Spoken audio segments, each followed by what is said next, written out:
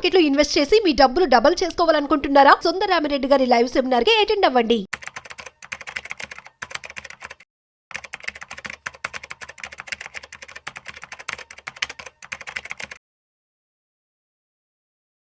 నమస్తే అండి, నేను మీ రేవంత్ చలమల. సో ఈరోజు మ్యూచువల్ ఫండ్స్ పోర్ట్ఫోలియో కన్స్ట్రక్షన్ నేను ఏ విధంగా చేస్తాను అన్న దాని గురించి ఈరోజు మీ అందరితో షేర్ చేద్దాం అనుకుంటున్నాను.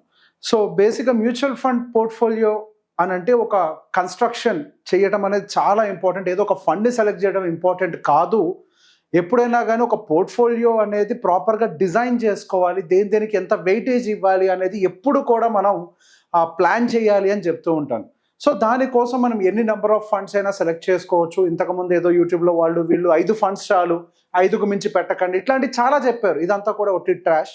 సో ఇప్పుడు మనకు ఎక్కువ నెంబర్ ఆఫ్ ఫండ్స్ ఉన్నప్పటికీ మనం అనుకుంటున్నటువంటి పోర్ట్ఫోలియోని ఏ విధంగా కన్స్ట్రక్ట్ చేయొచ్చు. సో సహజంగా మనం ఒక స్టాక్ బయింగ్ ఇట్లాంటివన్నీ చేసేటప్పుడు వెయిటేజెస్ ఇస్తూ ఉంటాం. అంటే నేను పలానా సెగ్మెంట్కి లేదా సెక్టార్కి ఇంత వెయిటేజ్ ఇవ్వాలి, ఒక స్టాక్ ఇంత వెయిటేజ్ ఇవ్వాలి. సో ఈ విధంగా సహజంగా ప్లాన్ చేసుకుంటూ ఉంటారు కదా. సో అదే విధంగా మనం మ్యూచువల్ ఫండ్స్లో కూడా ఏ సెక్టార్కి ఎంత వెయిటేజ్ ఇవ్వాలో కూడా మనకు నిర్ణయం తీసుకునేటువంటి పరిస్థితులు ఉన్నాయి. సో అందుకే మ్యూచువల్ ఫండ్ ఇండస్ట్రీ ఇంతకు ముందుతో పోలిస్తే ఇప్పుడు చాలా ఎవాల్వ్ అయింది. 36 రకాల కేటగిరీలు వచ్చాయి, సెక్టార్స్, థిమాటిక్స్ వచ్చాయి. సో దాంతోపాటుగా ఎన్నో రీసెర్చ్ టూల్స్ అనేవి అవైలబుల్లోకి వచ్చాయి.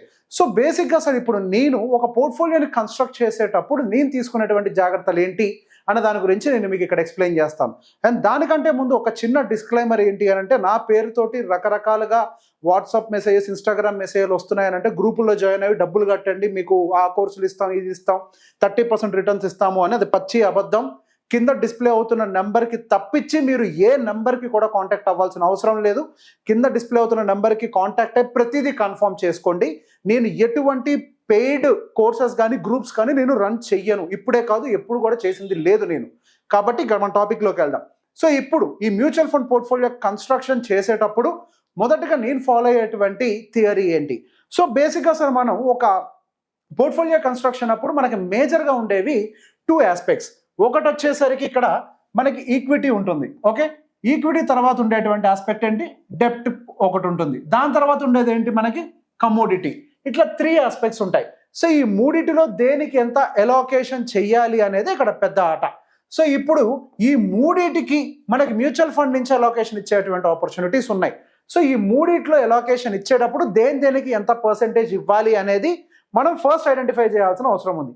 అది ఐడెంటిఫై చేయాలి అని అంటే మనం ఇక్కడ చూడాల్సింది మార్కెట్ వాల్యుయేషన్స్ ఏ విధంగా ఉన్నాయి. మార్కెట్ వాల్యుయేషన్ని బట్టి కదా మన ఈక్విటీకి ఇవ్వాలా, కమోడిటీకి ఇవ్వాలా, బాండ్స్కి ఇవ్వాలని నిర్ణయించుకునేది.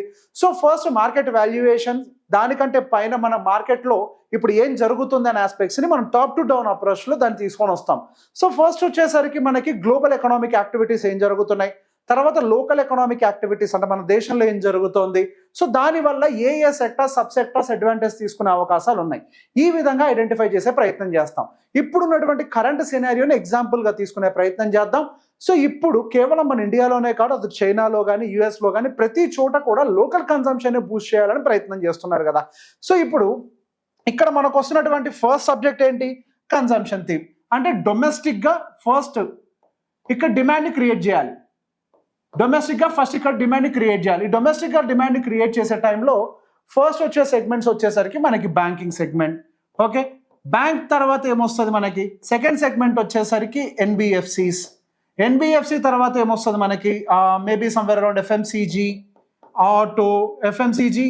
అండ్ ఇక్కడ ఆటో విషయంలోకి వచ్చేసరికి మళ్ళీ యూఎస్ టారిఫ్ రిలేటెడ్ ఇష్యూస్ ఉన్నాయన్నారు, దాన్ని సో మళ్ళీ డిస్కస్ చేద్దాం. సో ఇక్కడ అవాయిడ్ చేయాల్సినవి కూడా రాద్దాం. ఇప్పుడున్నటువంటి సమస్యల్లో ఐటీ సెగ్మెంట్ అండ్ దాంతోపాటుగా ఆటో సెగ్మెంట్, ఆటోతో పాటుగా ఏమొస్తుంది ఇంకా ఫార్మా సెగ్మెంట్. సో ఇప్పుడు బేసిక్గా మనకి వీటిలో ఇష్యూస్ ఉన్నాయని అనుకుంటున్నాం కదా, వీటి గురించి డిస్కస్ చేద్దాం. నేను డిక్లేర్ చేయట్లేదు ఇష్యూస్ ఉన్నాయని, అనుకుంటున్నాం కాబట్టి ఇటువైపు రాశాను. ఇటువైపు వచ్చేసరికి ప్రాపర్గా ఉన్నాయంటే చూద్దాం. అండ్ దీంతో పాటుగా కొన్ని అదర్ కన్సంప్షన్ సెగ్మెంట్స్ అన్నీ కూడా. అదర్ కన్సంప్షన్ అంటే మనకి సో బేసిక్ కొన్ని 2 వీలర్ ఆటో సెగ్మెంట్స్ కానీ ఇట్లాంటివి చాలా ఉంటాయి కదా, అవన్నీ కూడా అదర్ కన్సంప్షన్ సెగ్మెంట్స్లోకి వస్తాయి. కన్స్యూమర్ డ్యూరబుల్స్, ఏసీలు, ఎక్స్వైజెడ్ అన్ని దాంట్లోకి వస్తాయి. సో ఇది ఒక డొమెస్టిక్. సో బేసిక్గా ఈ విధానాల్లో మనం వీటిని ఫోకస్ చేయాలని నిర్ణయించుకున్నాం. అదే ఇప్పుడు మ్యూచువల్ ఫండ్లోకి వచ్చేసరికి మనం దీన్ని ఎలా ఫోకస్ చేయాలి? ఇదే కదా పెద్ద ప్రశ్న అంతా. ఇప్పుడు మనం ఏదో ఒక ఫండ్ సెలెక్ట్ చేసేస్తే రిటర్న్స్ వస్తాయా అని అంటే ఎస్, మ్యూచువల్ ఫండ్ సెలెక్ట్ చేస్తే రిటర్న్స్ వస్తాయి. ఇప్పుడు ఫర్ ఎగ్జాంపుల్ ఒక లార్జ్ క్యాప్ ఫండ్ మీరు సెలెక్ట్ చేసుకున్నారండి. ఆ లార్జ్ క్యాప్ ఫండ్లో లేదా ఫర్ ఎగ్జాంపుల్ ఇప్పుడు స్మాల్ క్యాప్ తీసుకుందాం, ఇప్పుడు అది కొంచెం బాగాలేదు కదా, స్మాల్ క్యాప్ ఫండ్స్ అందరూ కూడా ఎక్కువ అదే సెలెక్ట్ చేస్తారు. స్మాల్ క్యాప్ ఫండ్ మనం తీసుకున్నామండి. సో బేసిక్గా స్మాల్ క్యాప్ ఫండ్ మేనేజర్కి తెలియదా స్మాల్ క్యాప్ వాల్యుయేషన్ బాగోలేదు, రిస్క్ ఎక్కువ ఉంది, ఎప్పుడైనా కిందకు వస్తుంది అని? మరి తెలిసినప్పుడు ఆయన స్మాల్ క్యాప్ నుంచి ఎగ్జిట్ అవ్వచ్చు కదా. ఇక్కడ అదే సమస్య, వాళ్ళు ఎగ్జిట్ అవ్వాలన్నా ఆ ఫండ్ మేనేజర్కి కావాల్సినటువంటి వెసులుబాట్లు ఉండవు, ఎందుకంటే ప్రీ డిఫైన్డ్ రూల్స్ ఉంటాయి, ఖచ్చితంగా వాళ్ళు అందులోనే ఉండాలి అని. అలానే ప్రతి ఒక్క ఫండ్కి కొన్ని నియమాలు ఉంటాయి. వాళ్ళకి తెలిసినప్పటికీ వాళ్ళు కొన్ని యాక్షన్స్ తీసుకోలేరు. కానీ ఒక ఇన్వెస్టర్గా మనకి మాత్రం ఆపర్చునిటీ ఉంది. ఏ విధానంలోనైనా సరే మనకు అవసరమైనటువంటి మార్పులు చేర్పులు మనం చేసుకునేటువంటి వెసులుబాటు మనకి మ్యూచువల్ ఫండ్ ఇండస్ట్రీ కలిగించింది. ఏ సెక్టార్లో ఇన్వెస్ట్ చేయాలి, లార్జ్ క్యాప్స్లో ఇన్వెస్ట్ చేయాలా, మార్కెట్ క్యాపిటలైజేషన్ ఏది సెలెక్ట్ చేయాలి, అన్ని వెసులుబాట్లు ఇచ్చింది.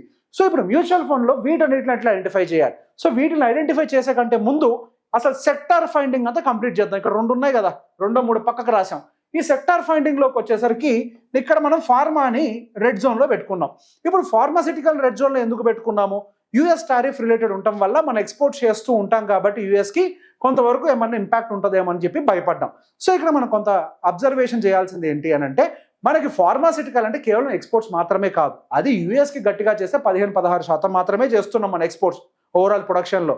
సో ఇక్కడ మనకి డొమెస్టిక్ హెల్త్ కేర్ సెగ్మెంట్ కూడా ఉంటుంది కదా, అంటే మన డయాగ్నోస్టిక్ సెంటర్స్, హాస్పిటల్, మన లోకల్లో వారే ఫార్మా అంతా కూడా పోదు కదా.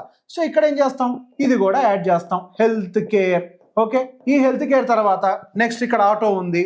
ఈ ఆటోకి సంబంధించి ఏంటి, ఇప్పుడు ఆటో సెగ్మెంట్కి రిలేటెడ్ కొంతవరకు ఒక 25% టారిఫ్ విధించడం వల్ల ఆటో సెగ్మెంట్కి కొంత ఇంపాక్ట్ ఉంది.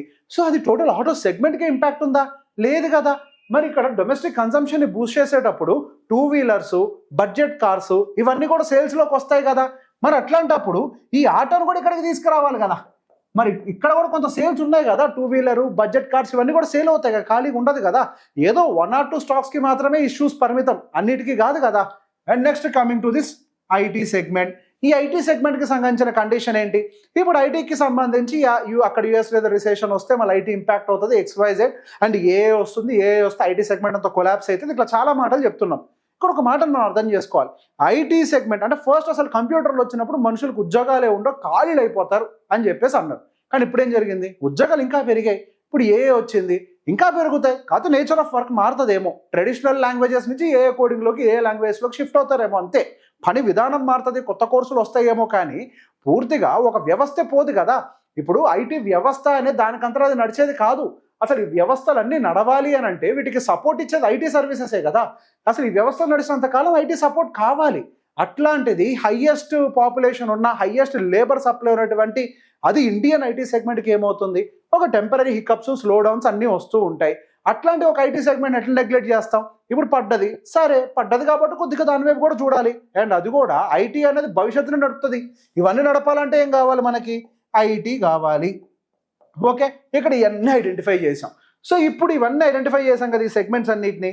ఇప్పుడు ఈ సెగ్మెంట్స్ అన్నిటిని ఐడెంటిఫై చేసాము. ఇప్పుడు బేసిక్గా మనం ఫస్ట్ ఏం మాట్లాడుకున్నాం, ఈక్విటీ, డెప్ట్, కమోడిటీ. సో వీటికి అలోకేషన్ ఇవ్వాలి. ఓకే, ఇట్లా సెక్టర్ ఐడెంటిఫికేషన్ జరిగింది. ఇప్పుడు నేను ఈక్విటీకి ఎంత అలోకేషన్ ఇవ్వాలి, అండ్ నెక్స్ట్ బాండ్స్కి ఎంత అలోకేషన్, అంటే డెప్ట్ బేస్డ్ ఫండ్స్కి ఎంత అలోకేషన్ ఇవ్వాలి, కమోడిటీకి ఎంత అలోకేషన్ ఇవ్వాలి, ఇది కదా. సో ఇప్పుడు ఇప్పుడు కమోడిటీ అని అంటే ఏంటి, మనకు గోల్డ్, సిల్వర్ ఇవి వస్తాయి. ఇప్పుడు ఆల్రెడీ గోల్డ్ అండ్ సిల్వర్ పరుగులు తీస్తుంది, ₹1,00,000 అంతా టచ్ చేసింది కాబట్టి ఎప్పుడైనా పడుతుందేమో అని కొంత భయం నాలో ఉంది కాబట్టి నేను కమోడిటీకి 0 ఇవ్వడానికి ట్రై చేస్తాను. అండ్ అదేవిధంగా డెప్ట్ బేస్డ్ ఫండ్స్కి ఇప్పుడు ఏమైనా అలోకేషన్ ఇవ్వాలా అంటే కేస్ టు కేస్ వేరీస్. అవతల వాళ్ళకు ఉన్నటువంటి టార్గెట్స్ ఏంటి, అండ్ వాళ్ళకి ఎప్పుడు డబ్బులు అవసరం, వాళ్ళు రిటైర్మెంట్కి ఆల్రెడీ వచ్చేసారా, ఇట్లా చాలా కేసెస్ ఉంటాయి. వాటిని బేస్ చేసుకొని దీన్ని న్యూట్రల్గా ఉంచి డెసిషన్ తీసుకోవాలి. అంటే కేస్ టు కేస్ ఇది వేరీ అవుతుంది. అండ్ ఈక్విటీ, అండ్ ఈ డెప్ట్ ఈక్విటీ కూడా ఇంకొక కేసు కూడా ఉంటుంది. ఇప్పుడు మార్కెట్ వాల్యుయేషన్స్ కనుక ఫేర్గా ఉన్నాయనుకో, వి విల్ టేక్ 100% ఎక్స్పోజర్. మంచి ఫేర్ వాల్యుయేషన్లో ఉంటే ఈక్విటీకి 100 తీసుకొని డెప్ట్కి 0 తీసుకుంటాం. లేదు వాల్యుయేషన్స్ కొంచెం వీక్ అవుతున్నాయి అనుకో, మేబీ 60 ఈక్విటీకి తీసుకొని డెప్ట్కి ఒక 20 ఎంతో తీసుకుంటాం, దీనికి ఒక 20 ఎంతో. వాల్యుయేషన్స్ని బట్టి ఇదంతా గేమ్, దేనికి ఎంత వెయిటేజ్ ఇవ్వాలి అనేది. జస్ట్ మనం మ్యూచువల్ ఫండ్స్ కొంటాము అంటే కంప్లీట్గా బ్లైండ్గా తీసుకొని వెళ్ళి ఈక్విటీలో పెట్టాలి, ఇట్లేం లేదు. It's a combination. Warren Buffett గారు ఏం చేస్తారు, ఎప్పుడైనా డెప్ట్ బేస్డ్ ఫండ్స్లో క్యాష్ రిజర్వ్స్ కింద కనీసం ఆయన 20, 30, 40% పెట్టడానికి బాగా ఇష్టపడతారు. ఆయన పోర్ట్ఫోలియో ఏమైనా పాడైపోయిందా, ఆయన ప్రపంచంలో ఎప్పటికీ నెంబర్ 1 ఇన్వెస్టర్గానే ఉన్నారు కదా. ఓకే, సో బేసిక్గా ఇప్పుడు మనం ఏ విధంగా ఈక్విటీ డెప్ట్ అలొకేషన్ అని చూసుకున్నాం. ఇప్పుడు ఫండ్ అలొకేషన్ ఎలా తీసుకోవాలి. నేను ఫండ్ పేరు ఒక్కటి కూడా చెప్పను, దయచేసి నన్ను ఈ విషయంలో మాత్రం ఎక్స్క్యూజ్ చేయండి. ఒక లైసెన్స్డ్ పర్సన్ ఫండ్ పేరు చెప్పే హక్కు సెబీ ఇవ్వలేదు కాబట్టి మేము ఖచ్చితంగా ఫండ్ పేరు అయితే చెప్పలేము. కాకపోతే నేను ఏ విధంగా నేను ప్రాసెస్ చేస్తానో ఆ ప్రాసెస్ మాత్రమే ఎక్స్ప్లెయిన్ చేస్తాను. ఇప్పుడు ఇందాక ఏం చేసాం, రకరకాల ఫండ్స్ అవన్నీ కూడా ఐడెంటిఫై చేసాం, అంటే సెక్టార్స్ అవన్నీ కూడా ఐడెంటిఫై చేసాం. సో బేసిక్గా మేము కొద్దిగా ఎంఎఫ్డీస్ మ్యూచువల్ ఫండ్ డిస్ట్రిబ్యూటర్స్ కాబట్టి మాకుండే సాఫ్ట్వేర్ కొద్దిగా బెటర్గా ఉంటాయి. మా దగ్గర రీసెర్చ్ టూల్స్ కానీ ఇవన్నీ కొంచెం ఎక్కువగా ఉంటాయి. So based on the research tools we can select based on the AUM, stocks, bond exposure ఎంత ఉంది, ఓకే, సెక్టార్ ఎక్స్పోజర్, ఇట్లా అన్నింటినీ సెలెక్ట్ చేసుకోవచ్చు అనమాట. సరే, ఇప్పుడు మనం సెక్టార్ బేస్డ్ మనం అనుకుంటున్నాం కదా. సో సెక్టార్ బేస్డ్ మీద ఒకసారి మనం సర్చ్ చేద్దాం. ఇందాక మనం బ్యాంకింగ్ అని అనుకున్నాం. నేను ఒకటే ఎగ్జాంపుల్ చూపిస్తాను, టైం వేస్ట్ చేయను. ఓకే, సో బేసిక్గా బ్యాంకింగ్ అని అనుకున్నాం. ఓకే, బ్యాంక్ సెలెక్ట్ చేసుకున్నాం. మరి బ్యాంకింగ్కి వెయిటేజ్ ఎంత ఇవ్వాలి, అది కూడా ఒక పెద్ద ప్రశ్న. ఇప్పుడు బ్యాంక్స్కి ఇప్పుడు మినిమం, అంటే ఇప్పుడు బ్యాంకు నాకు బాగా నడుస్తుంది అని నమ్మకం ఉందనుకోండి, అంటే బ్యాంకింగ్ వ్యవస్థ. సో బేసిక్గా ఒక 20% ఎక్స్పోజర్ ఇచ్చేటువంటి మ్యూచువల్ ఫండ్స్ ఏమేమి ఉన్నాయి అవన్నీ వెతుక్కుంటాను. సో ఇప్పుడు మొత్తం లిస్ట్ అంతా కూడా లోడ్ అవుతుంది అనమాట. ఇక్కడ ఏమేమి మ్యూచువల్ ఫండ్స్ ఉన్నాయి, ఎంతెంత ఎక్స్పోజర్ బ్యాంకింగ్ సెక్టార్కి ఇస్తున్నాయి, అందులో ప్రైవేట్ బ్యాంక్స్ ఎన్ని, పిఎస్యూ బ్యాంక్స్ ఏంటి, అవంతా కూడా లిస్ట్ అంతా రెడీ అవుతుంది. ఆ లిస్ట్ రెడీ అయిపోయిన తర్వాత అక్కడ కేవలం ఆ ఫండ్లో బ్యాంకింగ్స్ అయినా వేరే సెక్టార్స్ కూడా ఉంటాయి కదా. సో వాటిని కూడా స్క్రీన్ డౌన్ చేస్తాం. సో అట్లా కొన్ని స్క్రీన్ డౌన్ చేసిన తర్వాత అప్పుడు ఒక పోర్ట్ఫోలియో, ఒక బాస్కెట్ని రెడీ చేస్తాం. ఆ బాస్కెట్ మొత్తాన్ని రెడీ చేసిన తర్వాత మరి దాన్ని డిప్లాయ్ చేసే కంటే ముందు మనం ఏం చేయాలి, దాన్ని టెస్టింగ్ చేయాలి కదా. అంటే మనం అనుకున్న ఎలాకేషన్ పర్సంటేజ్ వచ్చిందా రాలేదా, ఎలాకేషన్ పర్సంటేజ్ రాకపోతే ఏమవుతుంది, మళ్ళీ ఫెయిల్ అవుతాం కదా. తీరా మొత్తం కొనేసిన తర్వాత అరే మనం అనుకున్న పర్సంటేజ్ రాలేదు అంటే కుదరదు. ఖచ్చితంగా మనం అనుకునేటువంటి పర్సంటేజ్ అక్కడ రావాలి. మనం 20 ఏదో ఎంతో కొంత 20 10 ఎంతో అనుకుంటాం కదా, దీనికి 20 ఇవ్వాలి, దీనికి 10 ఇవ్వాలి వెయిటేజ్ అని. సో బేసిక్గా ఏం చేస్తానంటే మా సాఫ్ట్వేర్లో మోడల్ పోర్ట్ఫోలియోని తయారు చేసుకుని చెక్ చేసుకుంటాం. ఓకే, ఇప్పుడు ఈ 10 రకాల ఫండ్స్ అన్నీ కలిపి ఎక్కడెక్కడ వెయిటేజ్ ఇస్తుంది. ఒక్కొక్క ఫండ్ కాదు, టోటల్ ఎంటైర్ 10 ఫండ్స్ కలిపి ఎక్స్రే అయిపోవాలి. అంటే అన్ని ఫండ్స్ కలిపి ఏ స్టాక్కి ఎంత వెయిటేజ్, ఏ సెక్టార్కి ఎంత వెయిటేజ్ అనేది స్క్రీన్ అయిపోవాలి. సో ఆ స్క్రీనింగే ఇక్కడ మీకు చూపించేది. బ్యాంక్స్కి అప్రాక్సిమేట్గా 13.74%, consumer finance, so finance and banks మొత్తం కలిపి అంటే ఈ సెగ్మెంట్లోకి వచ్చేదే. ఈ రెండు కలిపి అప్రాక్సిమేట్గా ఎంత వచ్చింది, కన్స్యూమర్ ఫైనాన్స్ అంతే సమ్వేర్ అరౌండ్ 20%, ఆ టార్గెట్ రీచ్ అయింది. Pharmaceutical, health care segment is not bad. So it out of taking a health care segment, డొమెస్టిక్గా ఇప్పుడిప్పుడే హెల్త్ కేర్ సెగ్మెంట్ స్ట్రాంగ్ అవుతుంది. సో హెల్త్ కేర్ అనుకున్నా. ఐటీ సర్వీసెస్ అందరు చూసి భయపడే టైంలో ఓకే, ఐటీకి ఏమవుతుంది, ఐటీ లేకుండా అసలు ఇవేవి నడవు. I thought of taking IT this much of weightage. So in the same way ఒక వెయిటేజ్ అన్ని కూడా తీసుకున్నాం. అలానే ఒకవైపుగా స్టాక్స్ వైజ్గా కూడా వెయిటేజ్ చెక్ చేసుకున్నాం. సో బేసిక్గా ఈ వెయిటేజెస్ అన్ని తీసుకొని రావడానికి నేనేం 5 ఫండ్లు సెలెక్ట్ చేయలే, 10 మినిమం సెలెక్ట్ చేసుకున్నా నేను. సో ఏదో కొంత పిచ్చి థియరీ ఉంటుంది, 10 ఫండ్స్ సెలెక్ట్ చేసుకుంటే ఓవర్ డైవర్సిఫైడ్ అవుతుంది. ఎందుకు అవుతుంది, ఓవర్ డైవర్సిఫైడ్ ఏది కాదు. కానీ ఇక్కడ ఉండే ఒకే కొన్ని నియమాలు చెప్తాను. సో ఈ విధంగా మనం ఇంప్లిమెంట్ చేయాలంటే ఖచ్చితంగా కొన్ని మనం నియమాలను పాటించాల్సిన అవసరం ఉంది. ఎట్లా పెడితే ఎట్లా ఎగ్జిక్యూట్ చేస్తే మనకు వర్కౌట్ అవుతుంది అంటే డెఫినెట్గా 100% వర్కౌట్ కాదు. దీన్ని కొంతవరకు ఏమంటారంటే contract investing strategy, value investing strategy, ఇట్లా రకరకాల పేర్లు పెట్టుకుంటాం. సో ఇందులో కొన్ని రూల్స్ ఖచ్చితంగా నేను చెప్తాను. ఇందులో ఫస్ట్ రూల్ వచ్చేసరికి మనకు ఉండాల్సింది ఎకనామిక్ నాలెడ్జ్ ఉండాలి. ఎకనామిక్ నాలెడ్జ్ కంపల్సరీ ఉండాలి. ఇది లేకపోతే అసలు సెక్టర్ ఐడెంటిఫికేషన్ అనేది చేయలేం. చేస్తాం, ఎప్పుడు చేస్తాం అని అంటే అది ఆల్రెడీ న్యూస్ వచ్చాక. మార్కెట్లో న్యూస్ వచ్చిన తర్వాత ఇక దాంట్లో పెట్టుబడి పెడితే ఏంటి, పెట్టకపోతే ఏంటి, అది ఆల్రెడీ పెరిగిపోయింది కదా. మనకి రిటర్న్స్ ఎప్పుడు రావాలి, రిటర్న్స్ రావాలి అని అంటే అది పెరగక ముందు పెట్టాలి. అంటే ఎంతో కొంత కొంచెం బెటర్గా ఐడెంటిఫై చేయాలి. సో ఎకనామిక్ నాలెడ్జ్ కొంత ఉండాలి మార్కెట్ మీద, ఎంతో కొంత దాని మీద ఏ టైంలో ఏది జరుగుతుందో మనకు తెలిసి ఉండాలి. అండ్ దాంతో పాటుగా మనకు కావాల్సింది ఏంటి అని అంటే, మనకు కావాల్సింది టర్టిల్ బిహేవియర్ అని అంటారు. ఓకే, టర్టిల్ బిహేవియర్ అంటే ఏంటి అని అంటే మనకి ఓపిక. సో బేసిక్గా ఇక్కడ మనం ఏదో పరిగెడితే గెలవలేము, నిదానంగా స్టడీగా వెళ్తేనే గెలుస్తాము అని ఒక బిహేవియర్ని మనం కల్టివేట్ చేసుకోవాలి. అండ్ దాంతో పాటుగా మనకు కావాల్సింది ఏంటి, సో దీంతో పాటుగా మనకు కావాల్సింది ఎమోషన్స్ని జీరో చేసుకొని లాజికల్ అప్రోచ్ని ఇంప్రూవ్ చేసుకోవాలి. సో లాజికల్ అప్రోచ్ మాత్రమే ఇక్కడ పనిచేస్తుంది. సహజంగా ఏమవుతుంది అంటే నార్మల్గా మనం సెలెక్ట్ చేసేటప్పుడు కొంత పర్సనల్ ఇంట్రెస్ట్ కానీ లేదా బయాస్డ్గా ఉండటం కానీ ఎమోషన్స్ కానీ ఇన్వాల్వ్ అయిపోయి మనం సరైన నిర్ణయాలు తీసుకోకపోవడం వల్ల ఎంటైర్ స్ట్రక్చర్ డ్యామేజ్ అవుతుంది. సో అవేమీ లేకుండా అగైన్ లాజికల్ అప్రోచెస్ కానీ వీటన్నిటిని అంటే ఎందుకు పెరుగుతుంది, ప్రతి ఒక్క దానికి లాజికల్ రీజన్ ఉండాలి. పెరుగుద్ది అంటే ఎందుకు పెరుగుద్ది, తగ్గుద్ది అంటే ఎందుకు తగ్గుద్ది, ఇది కూడా చాలా ఇంపార్టెంట్. అండ్ దాంతోపాటుగా ఇంకొకటి గుర్తుపెట్టుకోండి కరెక్ట్గా, మీరు పెట్టుబడి పెట్టాక అది పరిగెట్టమంటే పరిగెట్టదు, దానికి సమయం ఇవ్వాలి. నెల చూడండి, 2 నెలలు చూడండి, 6 నెలలు చూడండి, 2 సంవత్సరాలైనా సరే దాని వాల్యుయేషన్ బాగుంది అని అంటే ఓపిక పట్టాల్సిందే. ఇప్పుడు యాపిల్ షేర్ మనకు వారెన్ బఫెట్ గారు కొన్న తర్వాత 2 సంవత్సరాలు నిద్రపోయింది అది, కానీ ఇప్పుడు విపరీతమైన రిటర్న్స్ తన పోర్ట్ఫోలియోని తీసుకెళ్ళి అక్కడ కొండ మీద కూర్చోబెట్టింది. ఓపిక ఉండాలి. ఇప్పుడు మనం పెట్టాం కాబట్టి అరే రేవంత్ పెట్టాడు ఆ సెక్టర్ని పరిగెట్టించండి అంటే కుదరదు కదా. So it will take some time, కొంత సమయం తీసుకొని అవి పరిగెట్టే ప్రయత్నం చేస్తాయి. కొంత ఓపికను మనం కూడా మెయింటైన్ చేయాలి. మేబీ ఒక 6 months పట్టచ్చు, 1 year పట్టచ్చు. ఆ సెక్టార్ని మనం అప్పుడే ఫాస్ట్గా జడ్జ్ చేయకుండా స్టాక్ వెయిటేజెస్ అంతా పర్ఫెక్ట్గా ఉన్నాయి, ఏ సమస్యలు లేవు అని అనుకుంటే వెయిట్ చేయాలి. అట్లా మనం ఓపికగా వెయిట్ చేయడం అనేది ఇంకొకటి. అండ్ అన్నిటికంటే ఇంకా ఇంపార్టెంట్ ఏంటంటే ఇట్లాంటి పనులు చేసేటప్పుడు రెగ్యులర్గా రివ్యూ అండ్ రీబ్యాలెన్సింగ్ చేస్తూ ఉండాలి. రివ్యూ రీబ్యాలెన్సింగ్ కనుక చేయకపోతే ఇది పనిచేయదు. ఎందుకు మన సెక్టర్ వెయిటేజ్ మనం డిసైడ్ చేస్తుంది ఎంత ఉండాలి ఏంటి అనేది.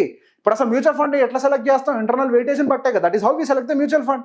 మరి అట్లాంటప్పుడు దాన్ని ప్రాపర్గా రివ్యూ అండ్ రీబ్యాలెన్స్ చేయలేకపోతే ఇంకెందుకు ఆ ఫండ్, ఆ పోర్ట్ఫోలియో సరిగ్గా పర్ఫామ్ చేయదు కదా. So review and rebalancing is always needed. And ఇంకొకటి వచ్చేసరికి డబ్బులు యాడ్ చేసేటప్పుడు ఇంతకుముందు నేను ఇంత పర్సెంటేజ్తో వెయిటేజ్ ఇచ్చాను కదా, అదే వెయిటేజ్తో మళ్ళీ సెకండ్ టైం యాడ్ చేసేటప్పుడు చేస్తానంటే కుదరదు. ఇప్పుడు యాడ్ చేసిన దానికి మళ్ళీ 2 నెలల తర్వాత డబ్బులు యాడ్ చేసేదానికి మార్కెట్లో చాలా మార్పులు వస్తాయి. ఆల్రెడీ కొంతవరకు మూమెంట్ జరిగిపోయి ఉంటుంది కాబట్టి అప్పుడు కండిషన్కి తగ్గట్టుగా again you have to review your portfolio. అప్పుడు యాడ్ చేసేటప్పుడు ఎక్కడ యాడ్ చేసుకోవాలో డిసైడ్ అవ్వాలి ఇట్లా. సో బేసిక్గా ఈ విధానంలో యాక్చువల్గా నా క్లయింట్స్ కోసం నేను ట్రై చేస్తుంటాను. అంటే that is how I operate the mutual funds. So బేసిక్గా ఈ విధానంలో మనం కనుక ట్రై చేస్తే అప్పుడు మాత్రం మనకి గెలుపు వస్తుంది. Mutual fund is having lot of logical approach. అట్లా సెలెక్ట్ చేస్తే అవ్వదు, దాని వెనకాల సైంటిఫిక్ అప్రోచ్ చాలా ఉంటుంది. ఇంత హోంవర్క్ చేస్తేనే మనకు మ్యూచువల్ ఫండ్లో సక్సెస్ అనేది దొరుకుతుంది. ఈ వీడియో మీకు నచ్చిన అందరికీ కూడా షేర్ చేసే ప్రయత్నం చేయండి. Thank you very much.